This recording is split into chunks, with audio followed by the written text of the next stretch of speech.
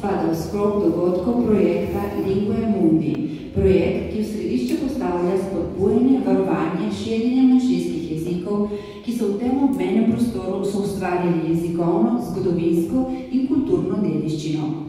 Mednarodni festival manjšinskih jezikov Lingve Mundi bo potekal do nedelje 19. oktobra. Ta konec tedna bo torej namenjen poudarjanju bogatstva manjšinskih jezikov v tem obmejnem območju ter spodbujanju medkulturnega razumevanja med lokalnimi skupnostmi v okviru GO25 Nova Gorica in Gorica, Evropski prestolnici kulture, in seveda je sofinanciran v okviru sklada za male projekte pod okriljem EZDS GO25.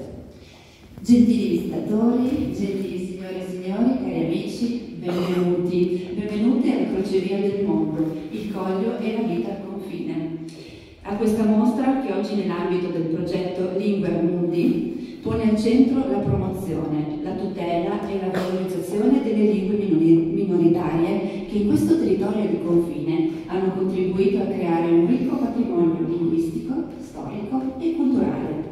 Il Festival internazionale delle lingue minoritarie Lingve Mundi si svolgerà fino a domenica 19 ottobre. Questo fine settimana sarà dunque dedicato a celebrare la ricchezza delle lingue minoritarie di quest'area di confine e a promuovere il dialogo interculturale tra le comunità locali nell'ambito di GO 2025 Nova Gorica e Gorizia come capitale europea della cultura.